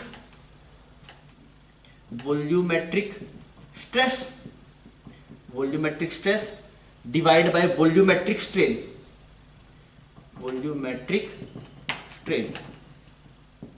ठीक है, बल्क मॉडुलस क्या है बच्चों आपके पास, that is volumetric stress divide by volumetric strain. जैसे आपके पास अगर आप बात करें यंग्स मॉडुलस की, यंग्स मॉडुलस था आपके पास में longitudinal stress by longitudinal strain. अगर आप बात करेंगे मॉडुलस ऑफ रिजिडिटी, जिसको आप शियर वाला कांस्टेंट बोलते थे, वो था आपके पास में shear stress divide bye shear strain. ये जो बल्क मॉडुलस आता है वो वॉल्यूम के कोरस्पॉन्डिंग आता है, this is volumetric stress divide by volumetric strain. अच्छा, कैसे लिखेंगे वॉल्यूमेट्रिक स्ट्रेस को? स्ट्रेस क्या मतलब, स्ट्रेस कैसे दिखाई देता था आपको, ये सब बातें आपने पहले पढ़ी होगी। स्ट्रेस यहाँ पे ऐसे वॉल्यूमेट्रिक, जैसे मान लीजिए एक बॉल को आपने पानी के अंदर डेप्थ में लेके चले गए, अब क्या होगा, हर एक पॉइंट पे प्रेशर लग रहा होगा, हर एक पॉइंट पे प्रेशर लग रहा होगा। अब प्रेशर लग रहा है तो उससे स्ट्रेस आ रहा है आपके पास। तो स्ट्रेस का फॉर्मूला क्या होता है? स्ट्रेस होता है आपके पास फोर्स बाय एरिया। स्ट्रेस क्या होता है बच्चों? Force divide by area. अच्छा, फोर्स क्या है आपके, फोर्स डिवाइड बाय एरिया मतलब प्रेशर बन गया। तो अगर आप देखें वॉल्यूमेट्रिक स्ट्रेस को, तो वॉल्यूमेट्रिक स्ट्रेस क्या होता है आपके पास? Volumetric stress is change in pressure. Volumetric stress is change in pressure, ठीक है। अगर आप बात करेंगे वॉल्यूमेट्रिक स्ट्रेन की, तो वॉल्यूमेट्रिक स्ट्रेन क्या होगा आपके पास? स्ट्रेन होता है change in configuration divide by initial configuration. अगर आप बात करेंगे स्ट्रेन टर्म की, तो आपको वहां पे बताया गया होगा कि स्ट्रेन होता है that is change in configuration, change in configuration divide by initial configuration, divide by initial configuration. तो चेंज इन कॉन्फिगरेशन क्या क्या चेंज होगा? मान लीजिए अगर आप यहाँ पे प्रेशर ऐसे हरे डायरेक्शन से लगा रहे हैं, एक बॉल को हरे डायरेक्शन से दबाया जा रहा है, एक बॉल लीजिए हरे डायरेक्शन से दबाइए, तो वॉल्यूम चेंज हो जाएगा भाई, वॉल्यूम चेंज हो जाएगा ऑब्वियसली। तो यहाँ पे जो आपके पास में स्ट्रेन, अगर आप देखेंगे स्ट्रेन, तो स्ट्रेन आएगा आपके पास चेंज इन कॉन्फिगरेशन, क्या कॉन्फिगरेशन है, वॉल्यूम है यहाँ पे, डिवाइड बाय इनिशियल वॉल्यूम। तो जो ये बल्क मॉडुलस का एक्सप्रेशन बनता है बच्चों, वैसे बनता है delta p divide by dv by v. मैं बहुत ज्यादा डेप्थ में इस पे बात नहीं कर रहा हूं बिकॉज ये टॉपिक आप पहले देख चुके हैं। तो बल्क मॉडुलस क्या आएगा पहले, delta p divide by delta v by v. अब एक्चुअली देखिए, अगर आप प्रेशर को बढ़ाएंगे तो डेल्टा वी क्या आएगा, नेगेटिव आएगा। अगर आप प्रेशर को बढ़ाएंगे तो वॉल्यूम कम होगा ना, तो डीवी नेगेटिव आएगा, और इसको नेगेटिव मतलब नेगेटिव नेगेटिव लगा देंगे पॉजिटिव, ताकि बल्क मॉडुलस पॉजिटिव हो जाए। तो ऐसा एक्सप्रेशन बनता है, दिस इज बल्क मॉडुलस। ये एक्सप्रेशन आपको याद होना चाहिए। क्या है ये? Change in pressure divide by change in volume multiply initial volume. समझ में आ रहा है? Delta p divide by dv by v, this is bulk modulus. ये बात क्लियर है? ये बात समझ में आनी चाहिए। तो ये आपने इलास्टिसिटी में पढ़ा था, वहां पे तीन थे, Young's modulus, modulus of rigidity, और आपके पास third one bulk modulus. Modulus Young's modulus था, वो था शियर स्ट्रेस, सॉरी बल्क जो यंग्स मॉडुलस था that is longitudinal stress by longitudinal strain, that is F divide by area delta L by L. Modulus of rigidity था आपके पास में, वो एंगल बताता है कितना एंगल से शिफ्ट हुआ। बल्क मॉडुलस बताता है volumetric stress divide by volumetric strain. तो वॉल्यूमेट्रिक स्ट्रेन क्या होगा, change in volume divide by initial volume. और वॉल्यूमेट्रिक स्ट्रेस, यहाँ पे स्ट्रेस क्या है, स्ट्रेस बता रहा है प्रेशर को, that is change in pressure कितना हुआ। क्लियर? तो बच्चों इस वाली टर्म की हम अब प्रेशर वेव के लिए हम इसमें हेल्प लेंगे, क्योंकि बल्क मॉडुलस के अंदर डेल्टा पी का टर्म है और वहाँ पे एयर को भी आप कंप्रेस कर सकते हैं, तो एयर का बल्क मॉडुलस वगैरह वो सब गिवन रहता है। तो हम आगे प्रेशर वेव को पढ़ने के लिए बल्क मॉडुलस की हेल्प लेंगे, तो बल्क मॉडुलस आपको बहुत ढंग से क्लियर होना चाहिए। अगर मैं आपसे पूछे माइनस साइन क्यों आया, डेल्टा वी क्या आना चाहिए, डेल्टा वी नेगेटिव आएगा, इस वजह से यहाँ पे माइनस साइन है। इस माइनस साइन की कहानी समझ में आ रही है? माइनस क्यों आया भाई? सर जी माइनस इसलिए आया बिकॉज डेल्टा वी क्या होगा, नेगेटिव होगा, उसको पॉजिटिव बनाने के लिए क्या लगाना पड़ेगा, एक माइनस लगाना पड़ेगा। राइट? तो इतनी बात है, आप इसको छाप लीजिए, फिर अपने आगे चलते हैं और आगे अपने बात करते हैं प्रेशर वेव की। बच्चों अभी हम बात कर रहे हैं प्रेशर वेव की, और इससे पहले हमने डिस्प्लेसमेंट वेव पे अच्छे से चर्चा कर ली, और आपको मैंने अभी दिखाया भी प्रेशर वेव के लिए बल्क मॉडुलस टर्म का हम यूज करें, बिकॉज बल्क मॉडुलस के पास चेंज इन प्रेशर वाला टर्म है आपके पास में ना। ठीक है, अब हम थोड़ा देखते हैं ये कैसे हम निकाल सकते हैं प्रेशर को। तो मैं आपको डेरिवेशन करके दिखा रहा हूँ, अगर आपको अच्छा लगे तो आप डेरिवेशन नोट डाउन कर सकते, नोट तो कर ही लीजिएगा, पर याद रखने की जरूरत नहीं है डेरिवेशन आपको, पर आपको ये रहे हाँ भी ये फॉर्मूला कहाँ से है। हमारे पास सफिशिएंट टाइम है, इस वजह से हम सब कर दे रहे हैं। अगर मान लीजिए हम जल्दबाजी में होते तो ये सब चीज़ें हम स्किप भी कर सकते थे। तो हम इस पे बात कर सकते हैं। आप थोड़ा फील कर लीजिए प्रेशर का क्या सिनेरियो है। जैसे आपके पास में ऐसा बनता है ना, यहाँ पे अगर मान लीजिए मैं एक साउंड वेव को बनाऊं, तो साउंड वेव ऐसा दिखाई देता है, यहाँ पे ऐसे कंप्रेशन रहेगा आपके पास, यहाँ पे क्या रहेगा ऐसे कंप्रेशन, फिर यहाँ पे क्या रहेगा ऐसे रेयरफेक्शन, ठीक, फिर यहाँ पे अगेन क्या आएगा आपके पास कंप्रेशन, ऐसा रहेगा। तो यहाँ पे this is compression, this is compression, and this is rarefaction, this is rarefaction. ऐसा कुछ नहीं रहता है आपके पास, ऐसा हमने एनिमेशन में देखा भी था, हाँ भाई भीड़ कर दी थी और कुछ जगह पे पार्टिकल्स खाली भी थे। अब देखिए इनिशियली अगर आप बात करेंगे तो इनिशियली एयर कॉलम के हर एक पार्टिकल का प्रेशर कितना था, पी नॉट था। जब आपने कोई डिस्टर्बेंस नहीं दी तो इनिशियली जो एयर कॉलम का हर पार्टिकल था उसका प्रेशर कितना था आपके पास, पी नॉट था। ठीक है, तो अगर मैं यहां पे लिखूं initial pressure of air particle, तो कितना था आपके पास initial air particle, that was P naught, वो एटमॉस्फेरिक प्रेशर के बराबर था, या फिर आप इसको PATM बोल सकते हैं। तो देखिए जब कुछ साउंड वेव भी ट्रैवल नहीं कर रहा था, जब सिर्फ खाली एयर कॉलम था उसमें एयर थी, तो वो ऐसा कुछ था। अभी आप देखेंगे तो हर एक पॉइंट पे कुछ ना कुछ प्रेशर में चेंज आ जाएगा, कंप्रेशन का मतलब क्या होता है, वहां पे पार्टिकल की भीड़ सबसे ज्यादा, तो पार्टिकल की भीड़ अगर सबसे ज्यादा होगी तो वहां पे प्रेशर भी क्या होगा, सबसे ज्यादा होगा। रेयर फ्रैक्शन में पार्टिकल की भीड़ सबसे कम, मतलब वहां प्रेशर भी क्या होगा, सबसे कम होगा। तो अगर आप देखेंगे इस वाले पॉइंट पे जो प्रेशर बनेगा वो बन जाएगा PATM plus delta P max, ये बन जाएगा आपके पास, सही। This is PATM plus delta P max, ये आपके पास में कंप्रेशन का प्रेशर हो गया। ठीक है, तो कंप्रेशन में जो प्रेशर का जो चेंज आता है वो मैक्सिमम आता है आपके पास। ठीक है, अगर आप बात करें रेयर फ्रैक्शन में, ये एम्पलीट्यूड हो गया प्रेशर का, जैसे वहां पे डिस्प्लेसमेंट में एम्पलीट्यूड था ना डेल्टा S नॉट, वहां से यहाँ पे मान लीजिए प्रेशर का जो चेंज का जो मैक्सिमम एम्पलीट्यूड है वो डेल्टा P मैक्स है।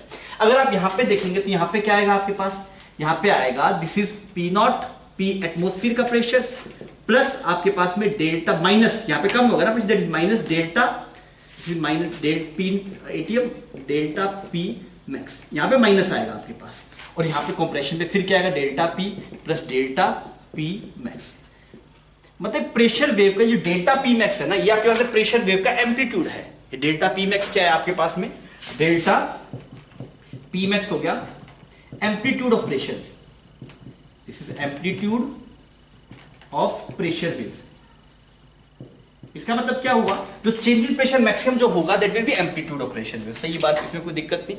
तो आपको समझ में आ गया सर। अच्छा, इनिशियली हर एक एयर पार्टिकल का जो प्रेशर था वो था PATM। अब आपके पास में क्या होगा, जो कंप्रेशन वाले पॉइंट्स होंगे वहां पे प्रेशर हो जाएगा PATM plus delta P max, और अगर आप यहाँ पे देखेंगे तो यहाँ पे delta P that is PATM minus delta P max. बात समझ में आ गई थी, ठीक है। अब आइए थोड़ा और आगे चलते हैं। अब हमें ये देखना है कि यार हम कंप्रेशन वाले पॉइंट का प्रेशर लिख पाए, रेयर फ्रैक्शन वाले का लिख पाए। अगर मैं पूछूं यार यहाँ पे कहीं बीच में, देखिए यहाँ पे प्रेशर था P not plus delta P, यहाँ पे P not minus delta P, और तो आप इस रीजन में देखेंगे तो वो इसके बीच के कुछ टर्म आएगी, मतलब माइनस से लेके प्लस के बीच में। जैसे मान लीजिए यहाँ पे कुछ एटमॉस्फेरिक प्रेशर था 1 ATM, ठीक है, और चेंज इन प्रेशर है 0.1 ATM, तो यहाँ का प्रेशर हो जाएगा 1.1 ATM, यहाँ का हो जाएगा 0.9 ATM, और इसके बीच का जो पॉइंट का प्रेशर होगा वो 0.9 ATM से लेके 1.1 ATM के बीच का आएगा। तो बीच में ऐसा कोई एक ऐसा पॉइंट भी मिलेगा जहां पे प्रेशर कितना होगा आपके पास, 1 ATM होगा। क्लियर है बात, कोई दिक्कत नहीं, ठीक है। अब आगे देखते हैं। हमें बोला गया कि यार प्रेशर लिख के बताइए, मतलब किसी फंक्शन x पे किसी टाइम t पे प्रेशर कितना होगा वो हमें बताना है। तो हम उसका डेरिवेशन देख रहे हैं ना, तो आप थोड़ा देखिएगा ढंग से। हमने क्या बोला, मान लीजिए इनिशियली यहाँ पे कुछ एयर पार्टिकल थे, यहाँ पे ऐसे कुछ एयर पार्टिकल थे, इसका कुछ कोऑर्डिनेट हो गया आपके पास, ये कुछ x हो गया आपके पास, इसका जो कोऑर्डिनेट हो गया आपके पास वो कुछ x है, इसका कोऑर्डिनेट कितना आपके पास x, और इसका कितना हो गया बच्चों x प्लस dx। तो ये विड्थ कितनी हुई, ये विड्थ हुई आपके पास में dx। इनिशियली ऐसा था, these are the initial positions ना, तो ये x था, ये x प्लस dx था। अब क्या हुआ, जैसे ही आपके पास में जब साउंड वेव आगे प्रोपेगेट करेगा तो ये वाला पॉइंट थोड़ा आगे चला जाएगा, बिकॉज साउंड अगर आगे प्रोपेगेट करेगा तो मान लीजिए कि ये जो लेयर थी एयर की वो थोड़ी आगे चलेगी। कितना आगे चलेगी, ये कुछ ds, ये कुछ s आगे चलेगी। मान लीजिए ये जो एयर की लेयर थी उसका डिस्प्लेसमेंट मीन पोजीशन से कितना होगा s। ये इनिशियल पोजीशन थी आपके पास में, ये इनिशियल पोजीशन है, this is initial position, this is again initial position. अब क्या हुआ, जैसे ही वेव आया तो थोड़ा आगे चला गया, और ये वाला भी क्या चला गया, थोड़ा और आगे चला गया। ये कितना बन जाएगा आपके पास में, this is s plus ds, this is s plus ds। बात समझ में आ गई। तो ये इनिशियल थी, ये जो ब्लैक से हम लिख रहे हैं, ब्लैक वाले ये दोनों क्या है, इनिशियल पोजीशन। इनिशियल पोजीशन कौन कौन सी, ये ब्लैक वाली और ये ब्लैक वाली। और अगर आप देखें ब्लू वाली, तो ब्लू वाली क्या बन गई आपके पास में, this are the final position, this are the final position. मैं करना क्या चाहता हूँ, मैं बल्क मॉडुलस के पास जाना चाहता हूँ, और मुझे पता ही है अगर मैं बल्क मॉडुलस के पास में जाऊंगा तभी जाके मेरी बात बन सकती है, वहीं से प्रेशर आ सकता है। तो अगर आप यहाँ पे देखें बल्क मॉडुलस, तो बल्क मॉडुलस आपके पास में आएगा delta p divide by delta v by v और एक माइनस साइन। तो हमें यार अगर चेंजिंग प्रेशर चाहिए तो ये पहले ये देखना पड़ेगा डेल्टा वी कितना आया। अब सुनिएगा मेरी बात को ना, सबसे पहले अगर मैं बोलूं वी इनिशियल, तो हम कितने पार्ट को एनालाइज कर रहे हैं, इतने पार्ट को एनालाइज कर रहे हैं, इस वाले पार्ट को। ये अगर आप देखें ए बी सी डी, तो हमारे पास में जो जिसको हम ऑब्जर्व कर रहे हैं वो A B C D part को हम ऑब्जर्व कर रहे हैं। तो इनिशियल वॉल्यूम कितना था, तो इस पार्ट की जो लेंथ हुई वो थी dx, तो वॉल्यूम इनिशियल था a dx। अगर मैं मान लूं कि इसका क्रॉस सेक्शन एरिया कुछ, आप इसको पी क्यू आर एस नाम दीजिए, पी क्यू आर एस।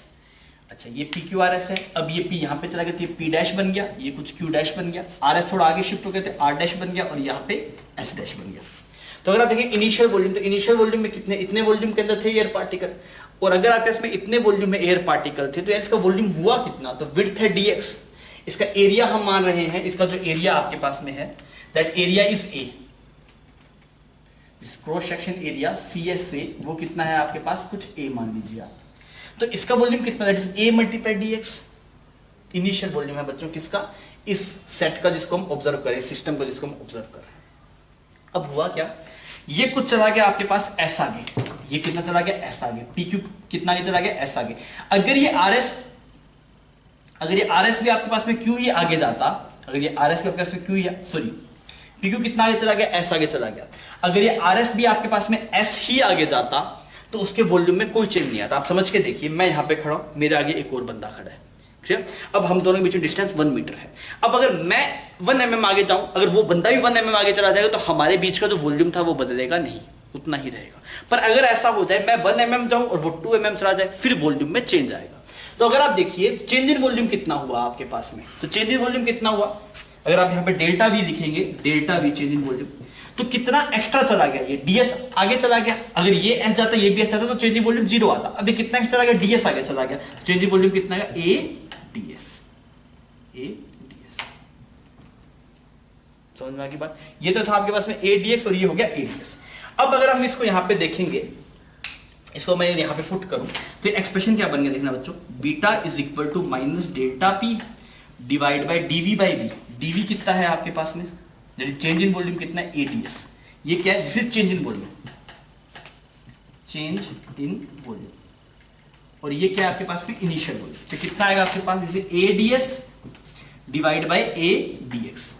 तो a ने a को मार दिया, तो यहां पे अगर आप देखेंगे, यहां पे अगर आप देखेंगे तो बीटा का एक्सप्रेशन ऐसा बन जाएगा minus delta p divide by ds by dx, ऐसा कुछ बन जाएगा आपके पास। ये एक्सप्रेशन समझ में आ रहा है, इसमें कोई दिक्कत थोड़ी है यार। हमने dv बाई v को निकाल के देखा तो कुछ ऐसा आ रहा है। तो यहां से अगर आप देखेंगे तो जो डेल्टा p आता है वो आता है minus beta ds by dx। ये आपके पास में जनरल इक्वेशन है प्रेशर वेव की। ds बाय dx, ये तो आपके पास में डिस्प्लेसमेंट वेव की इक्वेशन अगर गिवन होगी तो उसको डिफरेंशिएट करूंगा तो मिल जाएगा। तो ये आपके पास में basic equation of pressure wave, clear. ये इंपॉर्टेंट है आपके पास में, this is the basic equation. अगर आपको कभी भी बोला जाए कि आप प्रेशर वेव बताइए तो सबसे पहले आपको डिस्प्लेसमेंट वेव लिखनी पड़ेगी, फिर आप उसे डिफरेंशिएट करेंगे x के रिस्पेक्ट में और बीटा मल्टीप्लाई करेंगे तो आपको प्रेशर वेव मिल जाएगी, क्लियर। तो ये बताएगा आपको चेंज इन प्रेशर, और इस तरीके से आप निकाल सकते हैं। तो यहां तक तो बच्चों बेसिक बात हुई है बिल्कुल। अभी आपको मैं आगे लेके चल के मैं दिखाता हूं कि भाई इसको थोड़ा और विजुअलाइज करवाता हूं आपको, भाई इसको और क्या प्रोसीड करना है, ये सब टर्म्स क्या है, ये सब चीजों पर मैं आपके साथ चर्चा करूंगा अभी। तो हमने यहाँ पे एक तो ये देखा कि भाई साहब प्रेशर वेव और डिस्प्लेसमेंट वेव में क्या रिलेशन है। ये delta P change in pressure है, ये एस आपके पास में डिस्प्लेसमेंट वेव वाला था, तो इसको डिफरेंशिएट करेंगे तो मिल जाएगी प्रेशर वेव। एक तो ये रिलेशन हो गया आपके पास।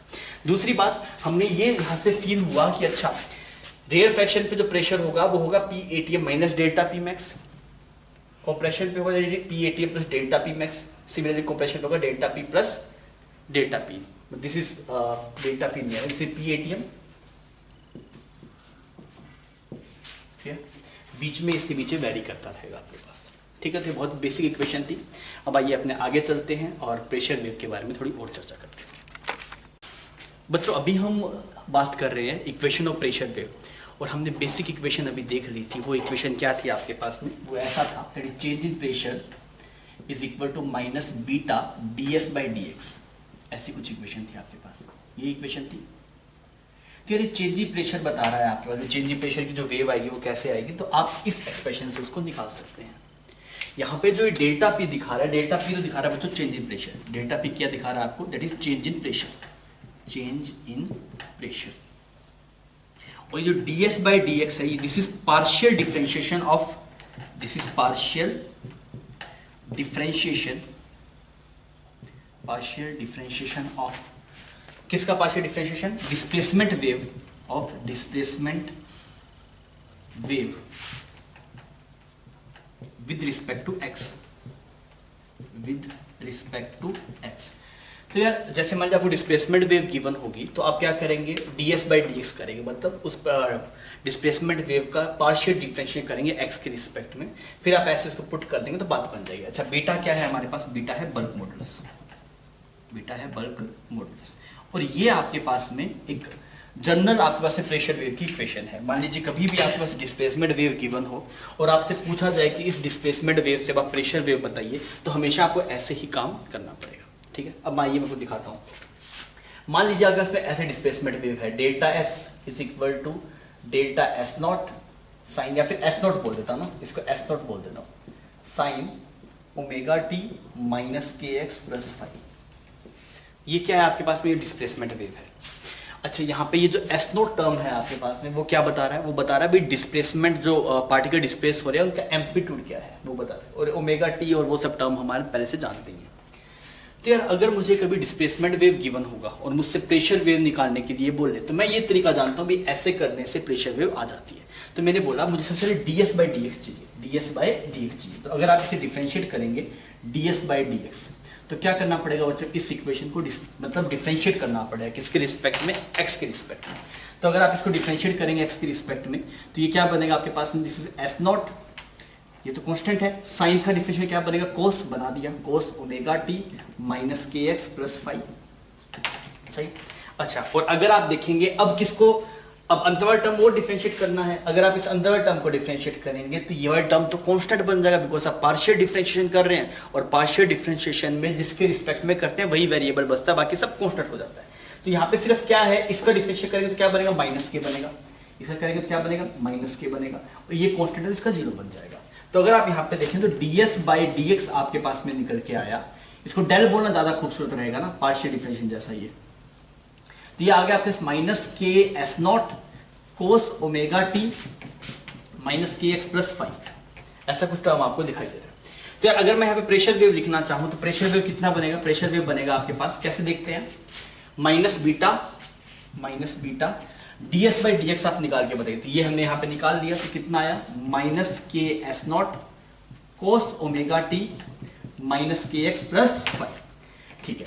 अच्छा ये माइनस माइनस प्लस हो गया, तो डेल्टा पी आपके पास में क्या बनेगा? बीटा एस नॉट के कोस ओमेगा टी माइनस के एक्स प्लस फाइव, ऐसी इक्वेशन बन रही है। तो यहाँ पे ये देखिए, ये बता रहा है चेंज इन प्रेशर को। ये डेल्टा पी क्या बता रहा है बच्चों? ये बता रहा है आपको चेंज इन प्रेशर। ठीक है। और ये बी एस नॉट के, ये एम्पलीट्यूड हो गया। ये बी एस नॉट क्या हो गया? This is amplitude of pressure wave, this is amplitude of pressure wave. मतलब जो मैक्सिमम प्रेशर में चेंज आ सकता है वो इतना आ सकता है, बीटा एस नॉट के। इसको आप बसक से याद करो, बसक, ऐसे याद रह जाएगा आपको। बी हो गया आपके इसमें बल्क मॉडुलस, एस हो गया, एस नोट है दैट इज डिस्प्लेसमेंट वेव का जो एम्पलीट्यूड था, और के आपके पास वेव नंबर है। क्लियर? तो अगर आप यहां पे देखें दिस इज प्रेशर वेव, ये एक्सप्रेशन बन गया आपके पास प्रेशर वेव का। देखिए ये जनरल एक्सप्रेशन है भाई साहब, ये जनरल एक्सप्रेशन है। अगर आपके इसमें डिस्प्लेसमेंट वेव ऐसी होगी तो ऐसा प्रेशर वेव बन जाएगा। Mostly displacement wave sinusoidal form में होती है, तो आप इसको ऐसे प्रेशर वेव की तरह देख सकते हैं। सर हमसे क्या पूछ सकता है? आपसे कई बार एम्पलीट्यूड पूछ सकता है प्रेशर वेव का, एम्पलीट्यूड पूछ सकता है। एम्पलीट्यूड पता होना चाहिए। अगर मैं देखो एम्पलीट्यूड ऑफ प्रेशर वेव कितना है भाई? एम्पलीट्यूड ऑफ प्रेशर वेव कितना है आपके पास? प्रेशर वेव ये सामने दिखाई दे रहा है भाई साहब, ये वाला जो टर्म है वो एम्पलीट्यूड को शो कर रहा है। This is beta S naught K. अगर मैं पूछूं बीटा क्या है? बीटा बल्क मॉडुलस है। बीटा क्या है बच्चों? Bulk modulus. ठीक है। एस नॉट क्या है आपके पास? This is displacement amplitude, this is displacement amplitude. And K क्या है आपके पास? के हो गया वेव नंबर। बात समझ में आ गई? तो आपके पास कभी पूछा वैसा एम्पलीट्यूड प्रेशर वेव का कितना होता है, तो आप याद रखें दैट इज बीटा, बसक से आप याद रखिए। बीटा हो गया आपके पास में बल्क मॉडुलस, एस नोट हो गया डिस्प्लेसमेंट वेव का एम्पलीट्यूड, और के हो गया आपके पास वेव नंबर। इतनी बात समझ में आ रही है? तो ये आपके पास में देखिए, ये थी बेसिक इक्वेशन, ये जनरल इक्वेशन। और ये वाली इक्वेशन कब आई? जब डिस्प्लेसमेंट की इक्वेशन ये हो। ये तो होगी बच्चों आपके पास ये general equation, general equation, basic equation. ये वाली इक्वेशन कब आई? ये इक्वेशन तब आई जब डिस्प्लेसमेंट वेव की इक्वेशन साइनसोइडल थी। क्लियर? तो अगर मान लीजिए सर ये वाली इस वेव की जगह कोई और वेव होगी जो कि नीट में नहीं पूछा, जेई के बच्चों शायद क्या आप कई बार पूछ रहे भाई आपको ऐसी ये वाली इक्वेशन हमेशा रट्टा मारे लोग याद कर लेते हैं, और अगर ऊपर वाली इक्वेशन को बदल देगा तो ये इक्वेशन भी क्या हो जाएगी? चेंज हो जाएगी। तो अगर कभी भी कुछ बेसिक इक्वेशन बदल जाती है, कोई भी जैसे डिस्प्लेसमेंट वेव की इक्वेशन ऐसे ना रही कुछ और आ जाएगी, तब इसको ऐसे वापस करना पड़ेगा। पर आपसे नहीं पूछेगा, आप इसको ऐसे याद कर सकते हैं कि अगर आपके पास में डिस्प्लेसमेंट वेव की इक्वेशन साइनसोइडल है तो प्रेशर वेव कुछ ऐसी दिखाई देगी। तो हमने यहाँ पे क्या लिखा? हमने अपनी भाषा में, आप ये बात लिख लीजिए कि ये प्रेशर वेव की इक्वेशन तब आई जब डिस्प्लेसमेंट वेव कुछ ऐसी थी, जो कि साइनसोइडल है। क्लियर? और यहाँ पे हमें एम्पलीट्यूड भी दिखाई दिया। This is very important, amplitude of pressure wave is very very important. आप इसे ध्यान रखेंगे, क्या है? बीटा एस नॉट के, और टर्म्स भी क्लियर होना चाहिए। बीटा क्या है? बल्क मॉडुलस, एस क्या है? डिस्प्लेसमेंट वेव का एम्पलीट्यूड, और के क्या है आपके पास? Wave number. चमक, इतना चमक जाएगा बच्चों, इसमें कोई दिक्कत नहीं। अभी भी इसकी अगर हम देखें, डिस्प्लेसमेंट वेव की कहानी खत्म नहीं हुई। मैं भी थोड़ा सा और आगे आपको लेके चलता हूं, फिर हम इस पर और चर्चा करेंगे। तो यार इसमें कुछ कुछ बातें जो प्रेशर वेव में आपको ध्यान रखनी है, वो क्या? सबसे पहले तो आपको ये देखना है कि जो जनरल एक्सप्रेशन आया है वो आया है आपके पास, that is delta P is equal to minus beta D S by D S. इसको पार्शियल लिखते हैं तो अच्छा है, D S by D X. ये बेसिक इक्वेशन है, ये हमेशा रहेगा। फिर अगर आप देखें डेल्टा पी आया बीटा एस नॉट के कोस ओमेगा टी माइनस के एक्स प्लस फाइव। ये वाली इक्वेशन भी आपको याद रखनी है। ये वाली इक्वेशन कब आई? जब डिस्प्लेसमेंट की इक्वेशन कैसी थी? साइनसोइडल थी। This result, this is always valid, always true, हमेशा सही है। ये कब वैलिड है? Only when displacement wave is sinusoidal, only when displacement wave is sinusoidal. Clear है? ठीक है, ठीक है। अगर आपके पास में ऐसे, जैसे हमने ये देखा कि अगर आपके पास में डेल्टा एस की जो इक्वेशन थी वो ऐसी है, S naught sine omega T minus के एक्स प्लस फाइव, तो आपके पास में प्रेशर वेव कैसी दिखाई दी थी बच्चों? प्रेशर वेव दिखाई दी बीटा एस नॉट के कोस ओमेगा टी माइनस के एक्स प्लस फाइव। अब एक चीज देखिएगा, वो मैं थोड़ा आपको बढ़िया चीज दिखाता हूं, और वो आपको कई बार हो सकता है थ्योरेटिकल सवाल में वो पूछ ले। अगर हम इसको देखें तो हम इसको ऐसे भी लिख सकते हैं, अगर मैं देखूं भी दोनों में फेज डिफरेंस कितना है, डिस्प्लेसमेंट वेव और प्रेशर वेव में फेज डिफरेंस कितना है, तो कैसे लिखेंगे? पहले अगर फेज डिफरेंस देखना होता है दोनों को सेम टर्म में लेके आना पड़ता है। ये साइन में है, ये कोस में है, इस वजह से हम अभी फेज नहीं देख सकते, तो इसको हमें सेम फेज में लेके आना पड़ेगा। तो इसको ऐसे लिखा जा सकता है ओमेगा टी माइनस के x plus five plus pi by two. अब आप देखिए, अगर इसको ऐसे लिखूंगा तो कोई दिक्कत नहीं है, बिकॉज ये घूम के वापस यही टर्म बन जाएगा। अब आप दोनों में फेज कंपेयर कर सकते हैं। यहां से आप फेज कंपेयर नहीं कर सकते बिकॉज एक साइन में है और एक कोस में है। तो अगर आप देखेंगे यहां पे हमें दिक्कत हो रहा था फेज कंपेयर करने में। क्या क्या दिक्कत हो रहा था? फेज कंपेयर करने के लिए, फेज कंपेयर करने के लिए both equation should be in same trigonometric function, should be in same trigonometric function. बात समझ में आ रही? इसके बाद में आप यहां से फेज नहीं कर सकते, इसकी वजह से मैंने क्या किया, अब दोनों साइन में लेके आया। अब आप दोनों को कंपेयर कर सकते हैं। तो अगर आप देखेंगे कि भी डिस्प्लेसमेंट और प्रेशर वेव के फेज में कितना डिफरेंस है, देखिए इसका फेज इतना है, इसमें प्लस पाई बाई टू है, तो आप क्या बोलेंगे कि displacement wave and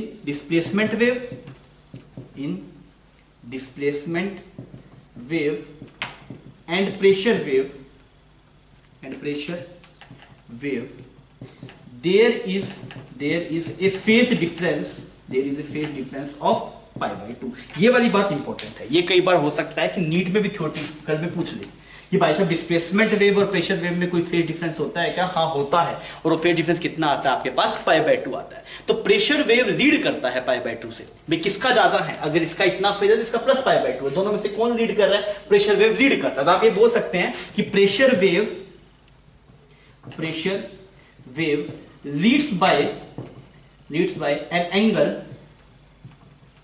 pi by 2 from displacement wave। तो आप इसको ऐसे ही बोल सकते हैं फेज डिफरेंस पाई बाय 2 का है। अब हमने यहाँ पे यही बता दिया फेज जो प्रेशर वेव है वो लीड कर रही है किससे, पाई बाय 2 से। कहां से, डिस्प्लेसमेंट वेव से। तो बच्चों ये आज के लेक्चर के लिए था और अभी प्रेशर वेव की कहानी खत्म नहीं हुई है, हम नेक्स्ट वाले लेक्चर में जाएंगे, थोड़ा से इसके और सवाल वगैरह करेंगे।